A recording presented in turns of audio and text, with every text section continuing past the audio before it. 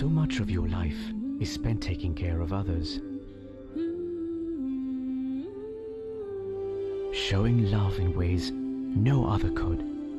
Now it's our turn to show you how much we care. Introducing Leasera from Mobitel, a special package for women with a free life insurance cover up to 500,000 rupees. Leasera, empowering women today for a secure tomorrow. Mobitel, we care always. If you're looking for a leasing company to make your wheels go round, with fast, friendly and hassle-free service, together with flexibility and the best interest rates in town, let us show you how we can make your world go round. People's Leasing Company. We're the #1 in leasing because pleasing people is our #1 priority. Thank you for staying with us on Benchmark. We now return to our exclusive interview with the CEO of Sri Lanka Telecom, Greg Young. Greg, recently Union Bank launched novel TV banking with SLTPO TV. What is it all about? How does it work and what does this mean for the customer? Well, for customer it's about convenience. I would call it electronic banking. So whether you access your bank via the internet on a computer at home, mobile telephone, via your TV screen for TV banking. These are all forms of electronic banking, as I would call it. So the ability to access your bank account to do whatever you'd like to do electronically without having to visit the branch. Now that of course is a convenience for the customer, so they don't have to go wait in a queue, visit a bank. It's also convenient for banks because employing staff in lots of locations has obviously a cost, buildings, electricity. So it's a trend that we've seen in many countries overseas. There is certainly a growing penetration of customers that spend a lot of their time only doing banking over the phone or over the internet. And I'm sure we're going to see that in Sri Lanka. But customers are obviously a little wary of it. They're a little cautious about security, and of course culturally we have been largely a cash economy. So customers are very familiar with holding the cash. Electronic banking, of course, you're a little bit distant from the cash. But one of the interesting things is that whilst customers, rightly so, should be concerned about security and privacy, it does actually enable some additional features for them. For instance, with my banking, whenever I do a credit card transaction or some other transaction through the bank, I take money out of the ATM, I get a text message to my phone, or I can get an email message to tell me what's happened. So if there is anything untoward that goes on, I can instantly know about it. So in many ways, it actually can be more secure than other traditional banking methods. Now back to that broadband experience question. SLT is taking steps to improve Sri Lanka's broadband experience under the iSri Lanka project. What exactly is this iSri Lanka project about? iSri Lanka is a project that we launched in 2011. It's a 2.5-year program, and it's to completely change not only the network architecture, but importantly from a customer's perspective, the broadband experience on their fixed phone service. It uses a combination of fibre optics as well as the current copper telephone line that goes into the customer's house. Transparently to the customer, we're taking that fibre optic cable much closer to them, and we're putting equipment out in the street or in their neighbourhood. So the signal now comes on fibre optic for most of the way and then travels the last small distance over the copper cable. The benefit to the customer is that we can use this to deliver much higher data bandwidth. And as part of our iSri Lanka program, 20 megabits per second is our target. So we have a target in iSri Lanka for 90% of our fixed customers to receive 20 megabits per second by 2013. So we call that 90-20-13. That's our target.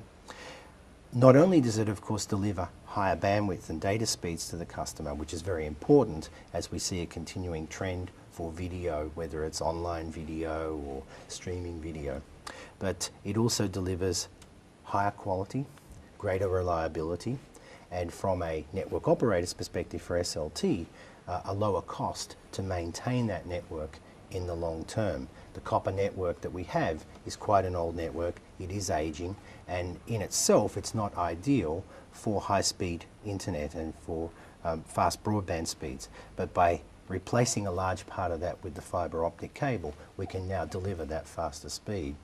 The customer doesn't have to change anything, so they keep their same modem or their same router at home, and we do all the work behind the scenes, and literally one night we come along, we upgrade the equipment, and then the next morning that much higher data speed is available for the customers. If I'm right, Greg, the rupee depreciation has had some ripple effects on your group's results.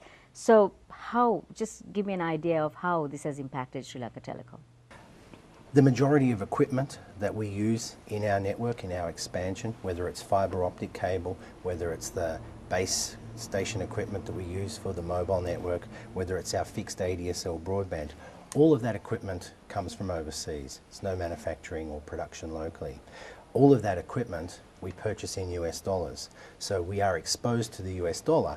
For more than 80% of our capital investment is US dollar based. In turn, we also have US dollar financing and loans that support the finance of our business to be able to expand. So through a combination of the translational loss, converting those US dollar denominated loans into rupees, and with the rupee devaluation, that has hit us in the first half of this year, as it has many of the other companies that have similar operations. And we've had to take a devaluation or a translational loss. That's hit our profit and loss in the first half of this year, consistent with the rupee devaluation from 113 to around about 130 today. I think the other challenge that I see is that indirectly, we've got some indirect impacts from it. The cost of fuel, diesel generator fuel, the cost of electricity has risen either directly or indirectly as a result of a number of factors, including the rupee devaluation. We are in a very energy intensive operation. All of our equipment consumes energy for the base stations, for the Mobitel network, for the fixed network operation. And so we are a very large consumer of electricity. In fact, SLT is one of the largest customers in the country of CEB. So the rising electricity costs directly impacts our expenses. We also purchase diesel and fuel for our vehicle fleet as well as our standby generators. So we do consume large amounts of fuel, and likewise the increase in the fuel charges has also impacted our bottom line. So there is some direct and some indirect impacts to our operation from the rupee devaluation. In the telecommunication industry, Greg, what are the global innovations? What are the trends that we are seeing? Well, increasing broadband usage, as we've already talked about. We are seeing the rise, of course, of social networking, and we've seen social networking bring down countries, governments.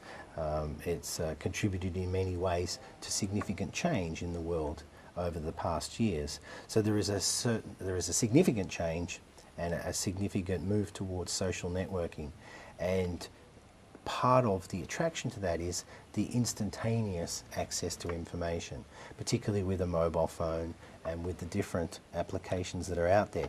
Customers can instantly be aware of what their friends are doing, what their families are doing, what's happening from a political perspective, what's happening from a social perspective. So it's that access to information in a very, very timely manner that's driving that whole rise of social networking. We're also seeing a trend towards commerce and transactions via either the internet or the mobile phone. There are a number of different large application stores where you can purchase applications for your mobile phone.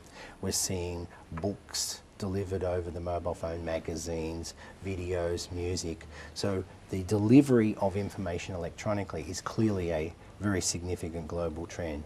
We're seeing a significant reduction in the printed magazines and books and newspapers as customers are getting access to information from an electronic perspective. Content in the cloud is very much a buzzword that people talk about. This is the storage of information, in the internet or in the cloud, and the ability to quickly get access to the information that you want that's customized to your specific areas of interest or your specific needs. Applications in the cloud is another area that we are seeing that's a trend as well.